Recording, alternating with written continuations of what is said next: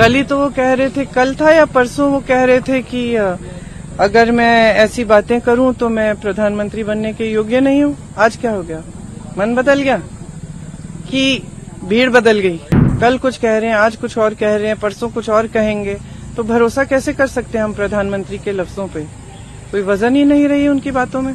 तो हम तो बिल्कुल नहीं बदले हैं, प्रधानमंत्री बदल रहे हैं बार बार। कल ही तो वो कह रहे थे, कल था या परसों वो कह रहे थे कि अगर मैं ऐसी बातें करूं तो मैं प्रधानमंत्री बनने के योग्य नहीं हूं। आज क्या हो गया?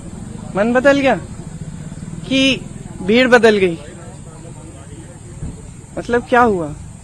कल कुछ कह रहे हैं, आज कुछ और कह रहे हैं, परसों कुछ और कहेंगे, तो भरोसा कैसे कर सकते हैं हम प्रधानमंत्री के लफ्जों पे?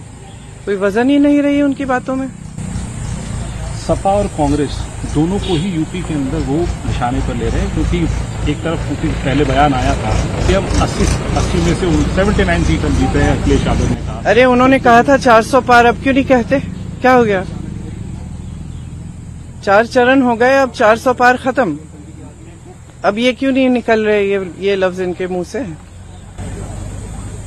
तो कैसे देख रहे हैं आप 4 चरणों के बाद में, क्योंकि अब आप लोगों की तरफ से भी भाषा अलग अलग बदल रही है। यहाँ पे नहीं, भी हम हमारी बिल्कुल नहीं। रैली में कहा जा रहा है कि बिल्कुल आप एमपी नहीं पीएम चुन रहे हैं, तो आप लोग को क्या आश्वस्त होते जा रहे हैं कि अब ये मैंने कहा है, राहुल जी ने कहा है, बाकी नेता क्या? राहुल जी, मैंने, सबने यही कहा है कि इंडिया गठबंधन ये तय करेगी अगर ये परिस्थितियां बनेंगी। तो ये लफ्ज आप हमारे बदलवाना चाहते हैं तो आप कर सकते हैं, लेकिन हमने तो नहीं बदले। हम शुरू से कह रहे हैं, इस चुनाव की शुरुआत से कह रहे हैं, ये चुनाव जनता के मुद्दों पे लड़वाएगी। हम कह रहे हैं, ये जनता को कह रहे हैं कि अपने मुद्दे पर लड़वाओ।